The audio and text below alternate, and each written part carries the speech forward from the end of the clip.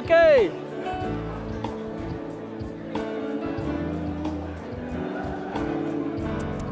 All right, come on. Great sound in the house. Great to hear some laughter and some awesome conversation happening. Can't see anybody in the light.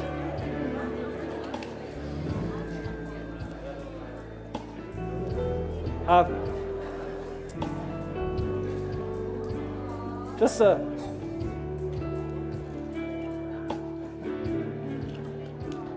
so excited, aren't you? Like, just stuff going on in your life, you want to keep talking about it.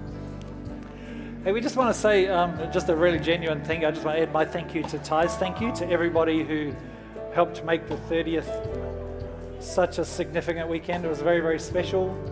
Boyd and Sharon loved it, so they've decided to leave their church and come to ours.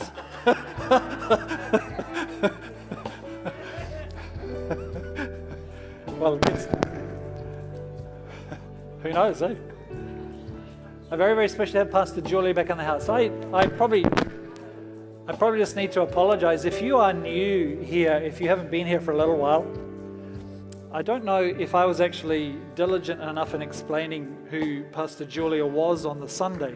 On the Saturday evening, we explained it, because if you weren't there at the Saturday evening, you might have missed who Pastor Julia was. So Pastor Julia and her late husband, Pastor Rapati, were the founding pastors of Porirua Elam. So that's why she was speaking on Sunday morning. So if you missed that, that was just a little bit of really significant information to fill in for you, so you knew who she was. And then we asked Boyd to share, because we can celebrate what's happened in the past, but we know that what's happened in the past is not what's happening next. And so over the next couple of Sundays, I'm just going to bounce off that question. What next? What next? It's a bit of a responsibility when you lead something to always have that vision in front of us and to be able to catch that vision and to be able to describe it clearly enough for people so that collectively we know where we're going. I want to lay a platform for the next couple of messages as we think about what's next. And I want to address something that's in us that we may be carrying as we come out of a season of 30 years and as we look about what's happening, what's moving forward. Can you turn with me, please, in your Bibles to Exodus chapter 3? We're going to read some scripture before we get into the message. Exodus chapter 3. If you're one of our police friends, if you're from the police college, can you just give me a wave? If you're in the service this morning, just give me a wave. Guys, we just want to honor you. Have you finished yet?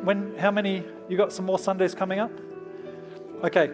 Can you please make sure that we get to pray for you on your last Sunday?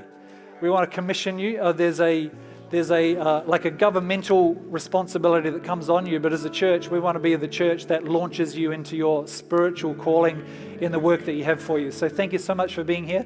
We love you guys being here. We love the police, just those that go through that police training, coming and being a part of it. So if there's anyone else up there that's looking for a church, let them know that we'd love to have them here.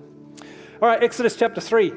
Now, Moses was pasturing the flock of Jethro, his father-in-law. It is okay to work for your parents-in-law.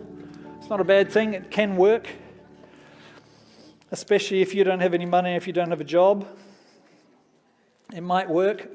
He was the priest of Midian, and he led the flocks to the west side of the wilderness and came to Horeb, the mountain of God. And the angel of the Lord appeared to him in a blazing fire from the midst of a bush. And he looked, and behold, the bush was burning with fire, but the bush was not consumed. And Moses said, I must turn aside now and see this marvelous sight, why the bush is not being burned up. And when the Lord saw that, he turned aside to look. What an interesting phrase. When the Lord saw that Moses had turned aside to look. I wonder if there's anyone in the service this morning who has decided to turn aside and to look to God. And as soon as we do that, God responds. When the Lord saw that he had turned aside to look, God called to him from the midst of the bush and said, Moses, Moses. And he said, Here I am. And he said, Do not come near here. Remove your sandals from your feet. From the place on which you are standing is holy ground. And he said also, I am the God of your father, the God of Abraham, the God of Isaac, and the God of Jacob. And Moses hid his face because he was afraid to look at God. The Lord said, I have surely seen the affliction of my people who are in Egypt, and I have given heed to their cry because of their taskmasters. I am aware of their suffering. So I have come down to deliver them from the power of the Egyptians, and to bring them up from the land to a good and spacious land, to a land flowing with milk and honey, to the place of the Canaanites and the Hittites and the Amorites and the Perizzites and the Hivites and the Jebusites. Now behold, the city of the sons of Israel has come to me, or the cry of the sons of Israel has come to me. Furthermore, I have seen the oppression with which the Egyptians are oppressing them. Now, therefore, come, and I will send you to Pharaoh, so that you may bring my people, the sons of Israel, out of Egypt. But Moses said to God, who am I that I should go to Pharaoh, and that I should bring the sons of Israel up out of Egypt? And he said, certainly I will be with you, and this will be the sign to you that it is I who have sent you. When you have brought the people out of Egypt, you will worship God at this mountain. And Moses said to God, behold, I'm going to the sons of Israel, and I shall say to them, the sons of your fathers has sent me to you. Now they might say to me, what's his name? What shall I say to them? And God said to Moses, I am who I am. And he said, thus you shall say to the sons of Israel, the I am has sent me to you. God furthermore said to Moses, thus you shall say to the sons of Israel, the Lord, the God of your fathers, the God of Abraham, the God of Isaac, and the God of Jacob, has sent me to you. This is my name forever. This is my memorial name to all generations. Go and gather the elders of Israel together and say to them, the Lord, the God of your fathers, the God of Abraham, Isaac, and Jacob, has appeared to me, saying, I am indeed concerned about you and what has been done to you in Egypt. So I said, I will bring you up out of the affliction of Egypt to the land of the Canaanites, all those other guys, to a land flowing with milk and honey. And they will pay heed to what you say. And you with the elders of Israel will come to the king of Egypt, and you will say to him, the Lord, the God of the Hebrews, has met with us. So now let us go a 3 days' journey into the wilderness, that we can sacrifice to the Lord our God. But I know that the king of Egypt will not permit you to go, except under compulsion. So I will stretch out my hand and strike Egypt with all my miracles, which I will do in the midst of it. And after that, he will let you go. And I will gather this people. I will show favor to them in the sight of the Egyptians. And it will be that when you go, you will not go empty-handed. But every woman shall ask of her neighbor, and the woman who lives in her house, articles of silver and articles of gold and clothing.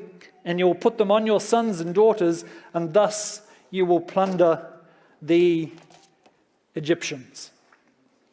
One of the movies that encouraged Ty and I along our journey was a movie titled simply Lincoln. It's the story of Abraham Lincoln, who was one of the greatest presidents in America's history. He led the US through the years of the American Civil War between 1861 and 1865. He played a major role in the abolition of slavery. One of the quotes that I love from Abraham Lincoln is this: I walk slowly, but I never walk backward. The American Civil War was a war in the United States, if you aren't familiar with US history, between the northern states and the southern states. Slavery was predominant in the southern states. When Abraham Lincoln became the president, he moved to abolish slavery and to stop it moving into the western states. And the southern states got upset with that, and they decided to revolt against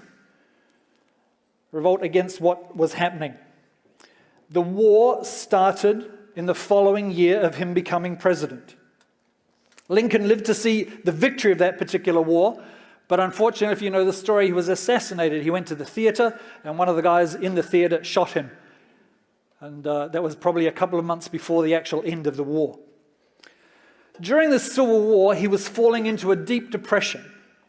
Every week, the war became more and more complicated. His days were discouraging. His nights were how to solve it, how to progress it, what was going on. He would wake up to another horrible report of more deaths, more heartbreak, the future resolution of this particular war just seemed to get further and further away from him. The burden of the responsibility of being president of the United States and uniting what has now become a fractioned country rested on his shoulders. He said to his aide, "Let's get out of here and let's go for a walk. I want to go to church." The church that he went to was 3 blocks down from the White House. He slipped in the side not to create a fuss, and the preacher had just got up and started to preach. Lincoln crossed his legs, placed his famous stovepipe hat on his lap, and he listened intently to what the pastor spoke through the message. At the end of the message, everybody dispersed. His aide and he were sitting there in the quietness of the church. As the sermon ended, his aide said to him, "What did you think? Did you think that was a good message?" Lincoln thought for a while. "I thought the message was well prepared, well delivered, sincere. The points were clear. So you thought it was a good message?" "No, I thought he failed," replied Lincoln. "Failed? What? Why?" "He failed because he did not ask of us." What's that?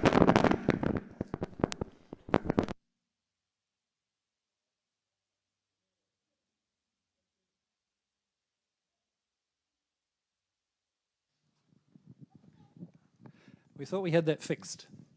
He failed because he did not ask of us something great. I think this is probably one of our greatest fears. It's certainly one of my greatest fears as a pastor of a church. I don't think that's the case in this house. I don't think it's the case that you are in a church that does not ask of us great things. If you allow anyone to come and preach from this particular platform, and they declare the word of God over our lives, they will constantly be asking of us great things. We had an incredible privilege over the 30th weekend to hear Pastor Julia challenge us about our evangelistic heart. And then you had Pastor Boyd come and build on the top of that with the challenge of Jesus' last words when he's speaking to his disciples. He said, "Don't sit still. Don't sit down on your couch. That's not where you're supposed to be. Don't settle because of what's happened in the past. Now there are more things in front of us." I do not want us to fail in this area in the future that this church has. I think it would be amiss of us significantly if we settle because of the past success and don't keep looking forward to the greatness that God has in you and in us.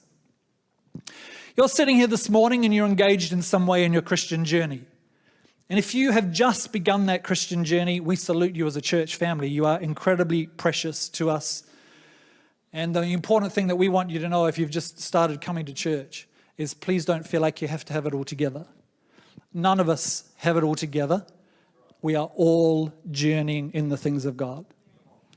The danger for some of us that have been journeying in the things of God for a little while is that we have got slack as well. It's very easy for us to think that just because we had it organized and we were faithful in the things that God was calling us to in the past, that we are now being faithful. And I would like to just stir in us this morning a conviction that God is calling us to something great. That what we have experienced so far is in no way the limitation that God has planned for us, has dreamed over us, and has implanted in your destiny and in your future. We face a danger. And I probably speak, I speak for myself, and I probably speak for many of us in relation to this danger. The danger is that we don't see ourselves as a part of something that is great.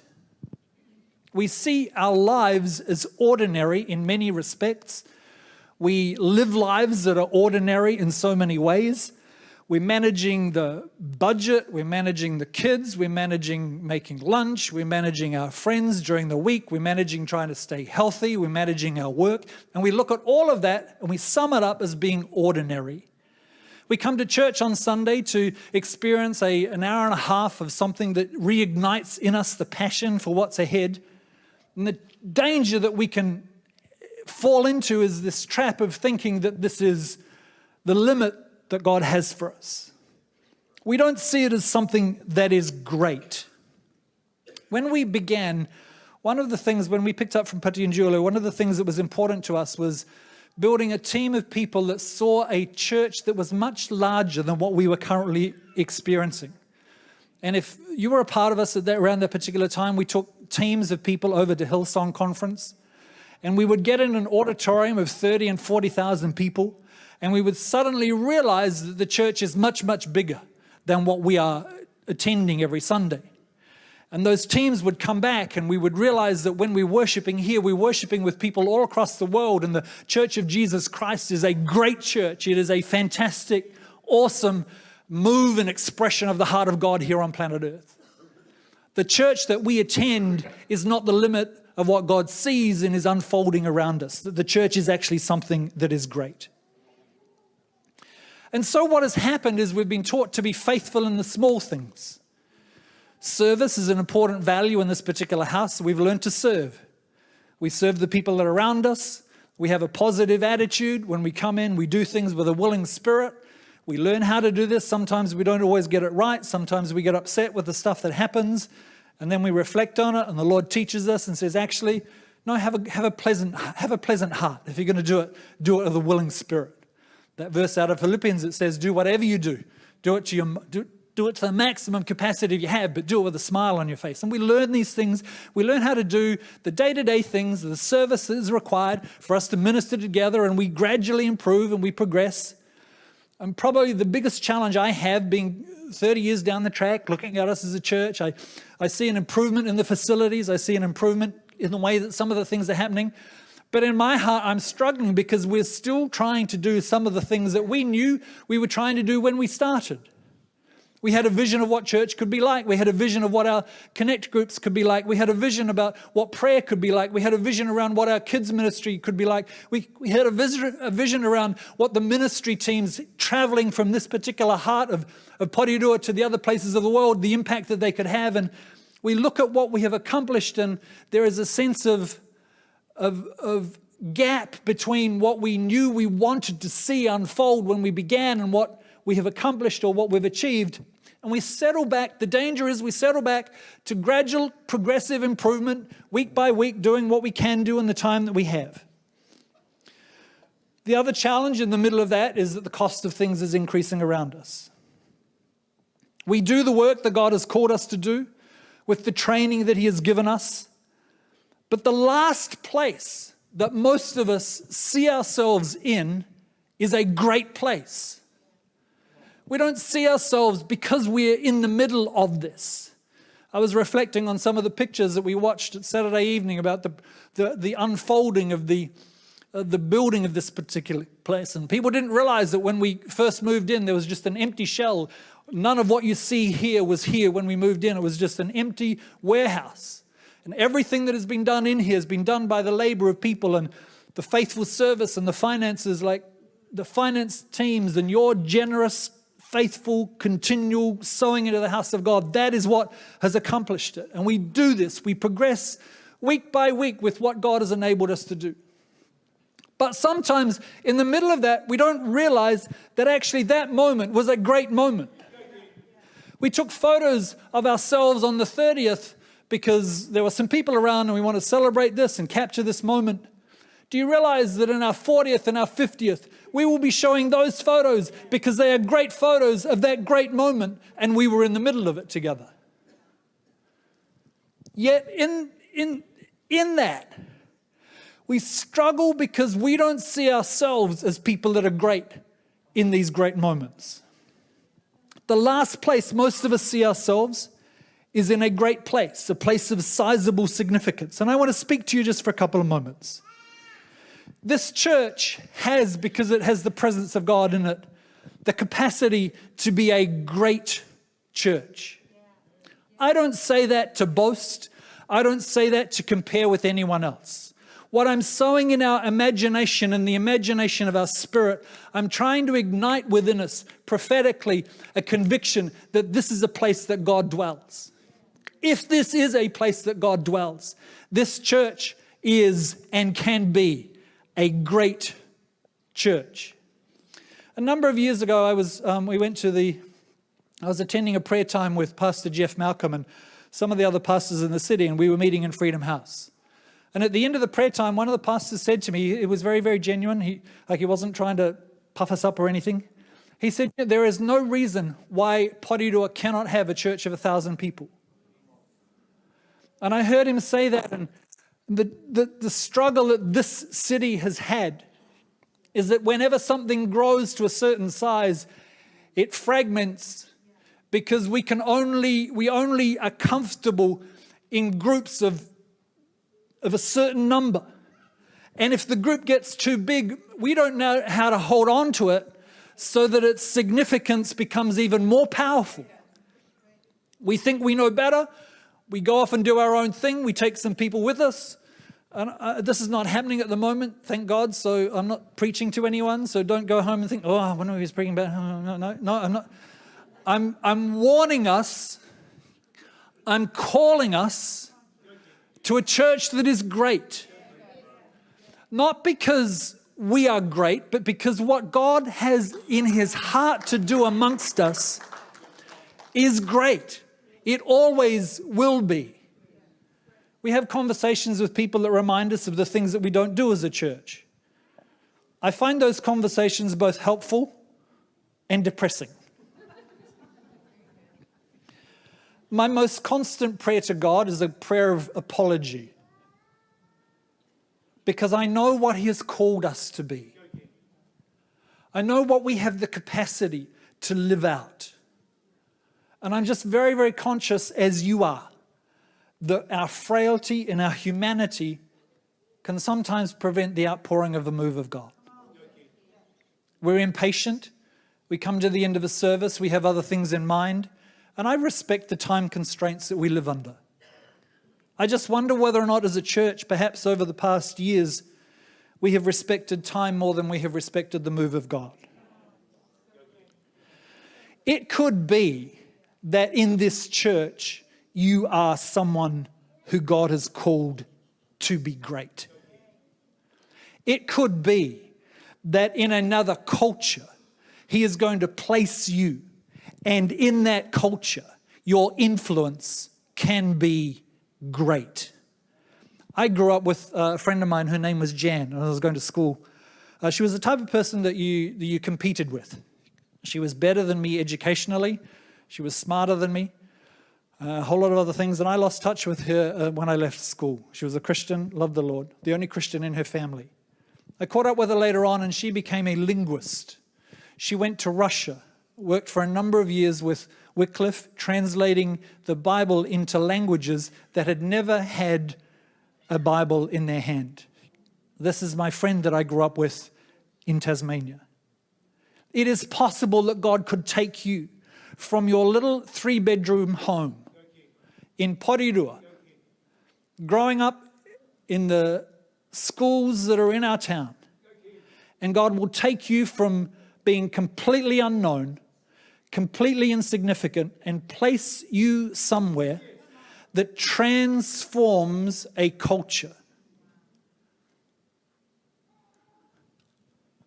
It's possible that God might take you into another language group. There are still so many language groups around the world that don't have a presence of God among them. My call to us as a church is never to come to the point where we think, oh, thank God, I found a great church and this is the end of my story. That is not true for any one of us. We are here for a moment in time, and that moment in time is passing quickly, and we do not know the adventures that God has for us in front of us. It is possible that this church could become so significant in building families that are the types of families that transform the lives of children, that transform communities, that transform nations, because out of those families come kids that are secure in themselves, that love God, and that know that they're on planet Earth to make a difference. It is possible that out of your connect groups, our connect groups could be so significant that you get healed from the stuff you're carrying. You catch a vision of how significant your life is. You deal with the stuff you need to deal with. You have a champion group around you that catapults you into the purposes and the call of God. It is possible that you could run a ministry that transforms the lives of children, and that there is an overflow of kids out of this house, that we don't have a kids ministry of 20, we have a kids ministry of 200, we have a kids ministry of 2,000. Over the course of the years, 20,000 kids go through this particular church. At the moment, we're looking at a snapshot in time, but I'm calling us to the significance of a church that is not just 30 years, it is a church that is impacting generations to come. I can't tell you the stats of the number of people that have attended our services. I've just loaded up the accounts for last year into our charities website, so you can go and have a look. You can have a look at in there. I actually report the number of, we just generally count because we have to give an account to NLT, our national leadership team, about how many people are attending to church. So over the course of the year, there are over 10,000 people attendances that come to church.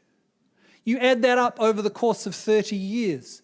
Let's just multiply, keep it simple, because it's hard when you're in this situation. 30 years by 10,000, that's a lot of people attendances. Your greatness may be in the area of finance. Your greatness may be in the area of your governmental influence. Your greatness may be in your ability to create policy that actually builds people's lives, that sows values that are honoring to God in a community that holds that community together. Your greatness may be in redesigning cities and living spaces. Your life touches many people, where it shapes the well-being of people, where it rescues the unborn child. It ministers health and healing to the sick and brings dignity to dying people so that they don't short-circuit their lives. You aren't just a church attender. You carry the presence of a God that is great. Your life matters, and the people around you are significant in the things and the calling of God. You've told yourself over and over, I want to be faithful in the little things. I want to do what God wants me to do, and that's admirable. That is awesome. However, it's possible that you have forgotten the prayer of Jabez, where he says, and he prays with faith. Jabez, it says, was more honorable than his brothers. His mother had named him Jabez, saying, I gave birth to him in pain. There was a history of pain in his life. There was a history of pain in his family. Jabez sees a different vision for his future. He cries out to God and says, oh, that you would bless me. Oh, that you would enlarge my border, my territory. Let your hand be with me. Keep me from harm so that I will be free from pain. And it says God granted his request.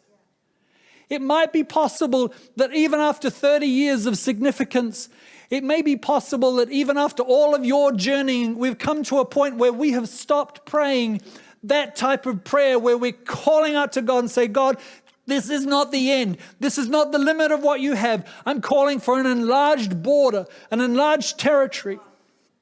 The foundation verse, one of the foundation verses that we have is this verse. Stretch your tent curtains wide. Lengthen your cords. Strengthen your stakes. Why do you lengthen? Why do you strengthen? Because you are increasing the capacity for what is coming. Not for what you currently have. If you just do what you currently do, you'll keep getting what you're currently getting, but that's not the call of God on our lives. This week we've heard some funny stories. We've been telling some funny stories. This passage leads into one of those funny stories. Pastor Rapati was preaching from this particular passage. It was a sensitive moment in God, and Pastor Rapati invited us to take our shoes off. We had one particular gentleman in the service who'd been impacted by drugs. He was actually very, very intelligent. He was a very, very smart guy. He was the dux of his school one particular time, got caught up in drugs, and it had damaged his thinking. He was in the service. He would get up from this side, walk in front of us while the service was going on, while the preaching was going on, go and sit over the other side. He'd get up from there and walk back in. And so we had this very, very special moment where Puddy was preaching from this passage, and he invited us to take our shoes off. And this particular gentleman calls out in this middle of this holy moment, and he says, asks the question, "And my socks?"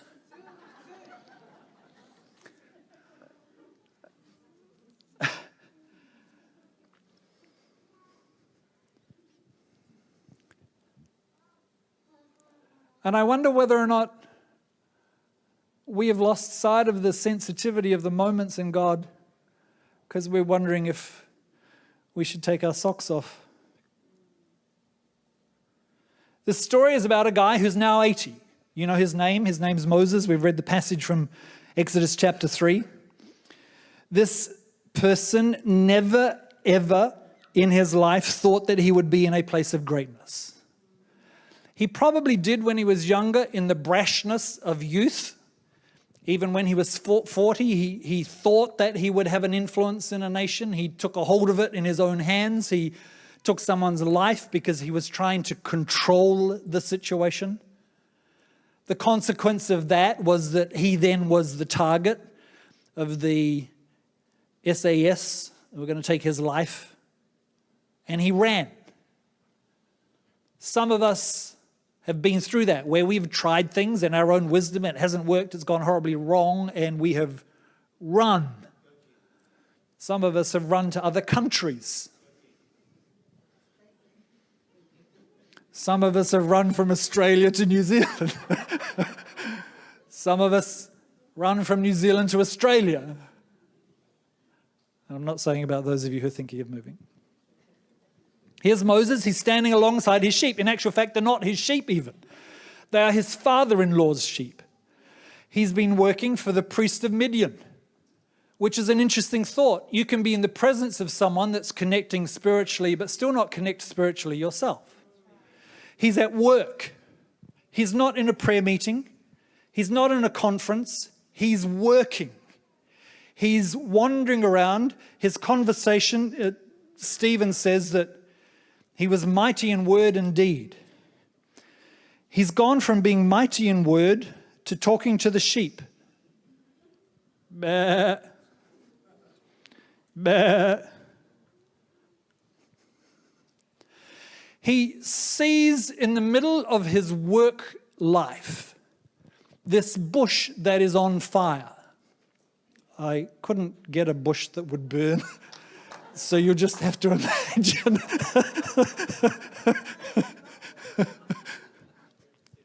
What's different about this bush is that it burns and it doesn't go out. I think we've seen things that have been burning. We see something burning over here, but it goes out. We see something burning over here, but it goes out. This bush burned and it did not go out. He approaches, and as soon as he approaches, God speaks to him.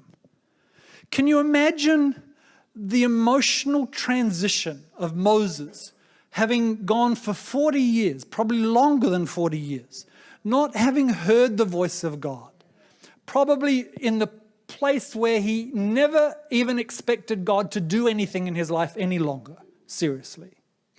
He thought he'd blown it. He was a murderer. He was on the run. He had a track record. He had a criminal conviction. He had lost confidence in his leadership. He'd ended up in the who knows where of the world, and he was married. I say that last bit because I think that's a significant part of the story. He'd taken things into his own hand. Now, you and I don't know each other's stories, but we know these feelings. You have a past. You aren't proud of all of it. Perhaps you're not the brightest person. You're surrounded by people who compete with you, and you know they could do far better than you, and we know the tension of that particular emotion. Moses is in a predicament the best thing he can do is hide. Here are 3 mistakes that broken people make. The first one is this. People who are broken often run before they are sent. We've been talking about this issue with the group that we meet on Monday night. The tendency for a person like this is to jump ahead of God and to think that they have the authority to do something before that authority is actually granted to them. You don't need to run ahead. My invitation to you is, if you're in this church family, you do not need to force the things of God. They will unfold naturally as God grants you and graces you to allow you to experience them. Don't feel like you are under any pressure. You are under no obligations to do anything. What we do need to do is be listening and be obedient. The second thing is we retreat after we have failed. We run before we are sent, and in the running and the doing, we fail, and then we retreat because what we thought we were going to succeed at hasn't worked.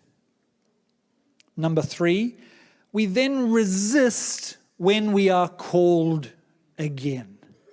And this is what is happening in Moses' life. I plead with you, in the challenge of your life and in the failure that you carry, not to resist the call of God.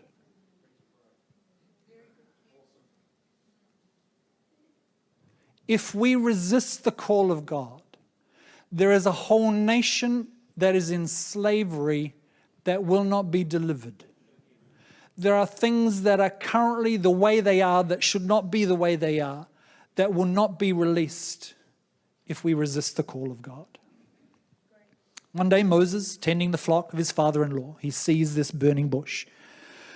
Moses, comes the voice. Moses. Moses simply replies, here I am. Who are you?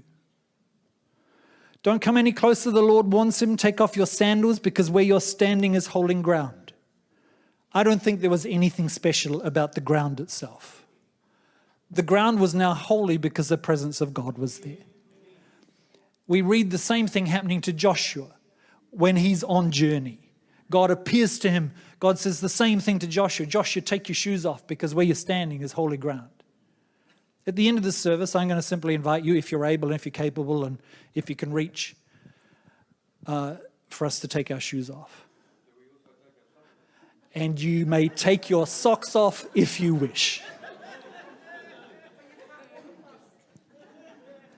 You may take your socks off if you wish. When he approaches the bush, he doesn't know that it is God in the bush. I think probably the greatest emotion that Moses was feeling, he's found me. He has found me. And then the Lord names his father and his grandfather and his great-grandfather.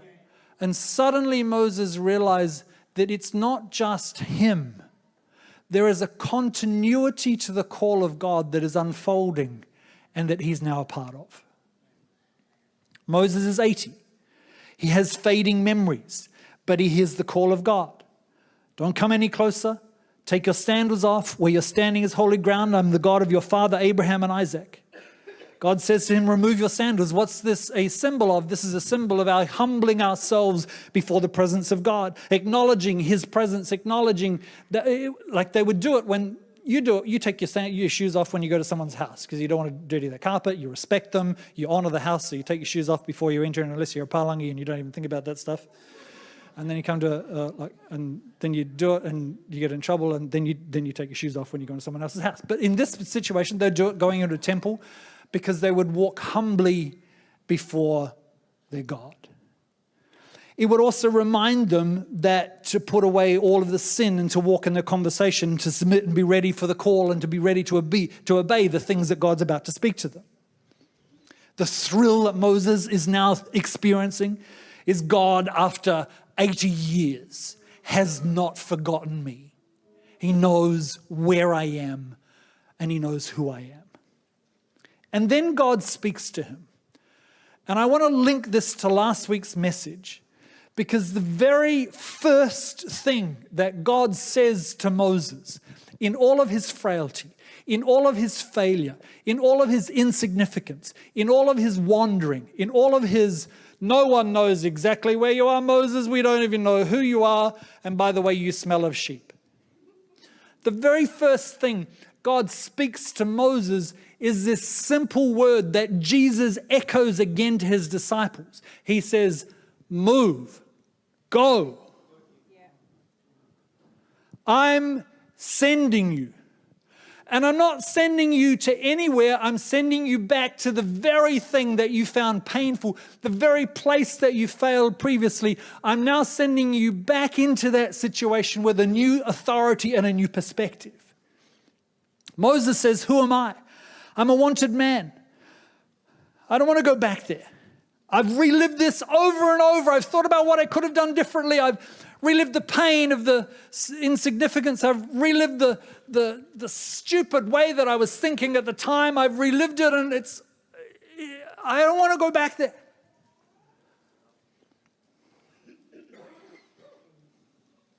The very direction that God calls him to is unfamiliar.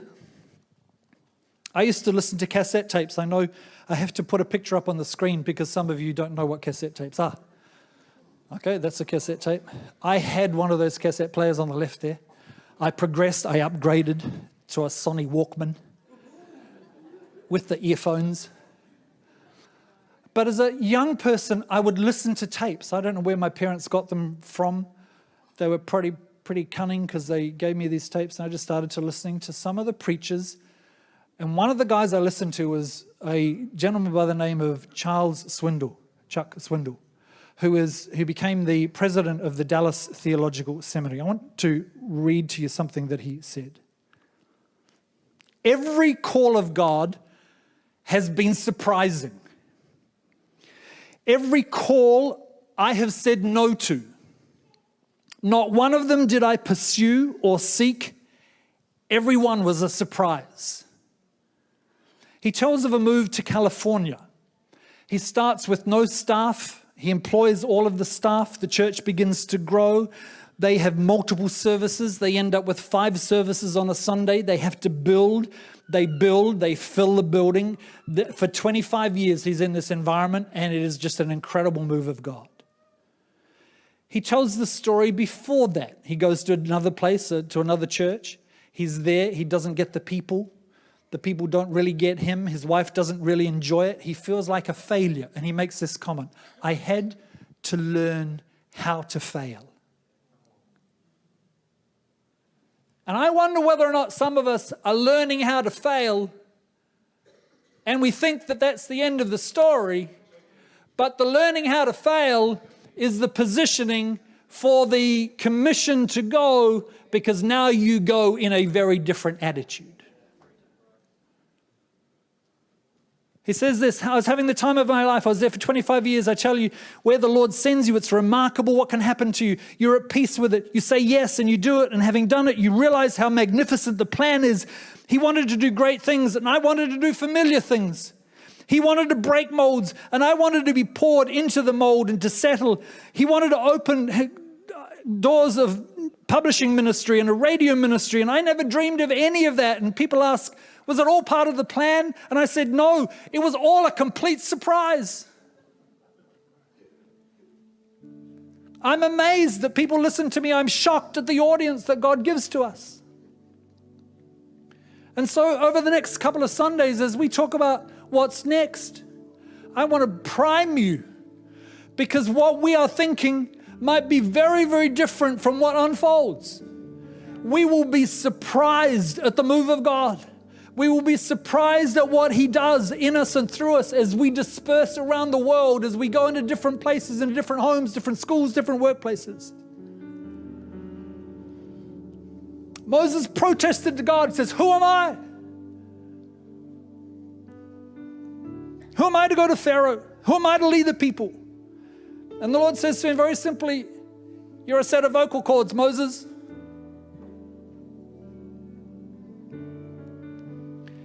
Yet isn't that the cry that we have? God, who am I? And he would say, well, can you say anything? Can you speak?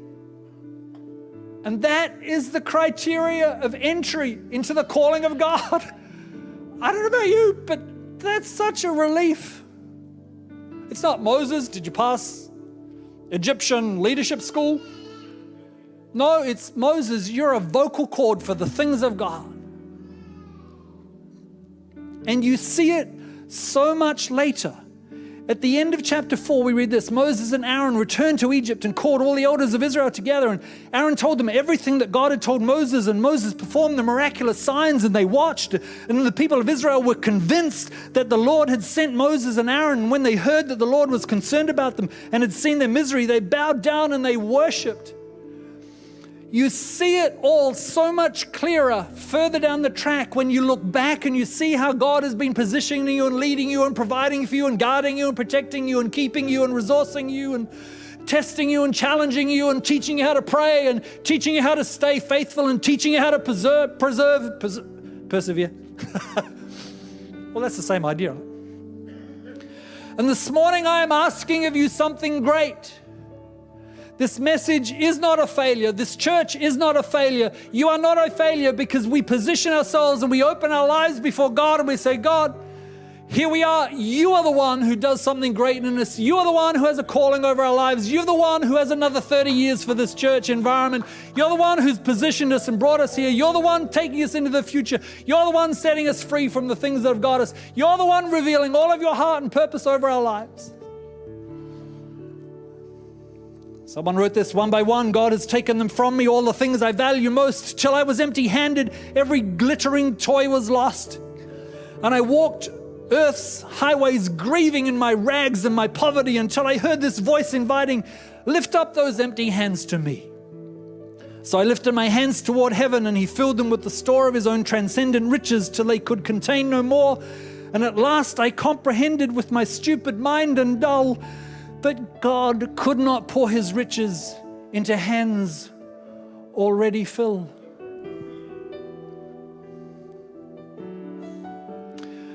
This morning I invite you, as we stand, if you're interested and if you're willing, just to take a moment, take your shoes off symbolically, take your socks off if you wish. I'm going to invite the team to lead us through that last song we sang in our worship this morning. And at the entry point into what is now another 30 years ahead of us, would you encounter God at a burning bush where he speaks your name and he calls you and commissions you to something that is great? Father, in the next few moments, as we simply do this just as an act of worship, as an act of humility, as an act of dependence, we are entirely and totally dependent on you for our future. This church is entirely dependent on for the things that you have unfolding. We are standing here before you, lifting empty hands before you and asking you to fill us and asking you to commission us and asking you to position us with the great call of God, that our lives would matter and would matter to you and would matter to a nation of people around us that have not yet experienced you. Holy Spirit, come as we worship you.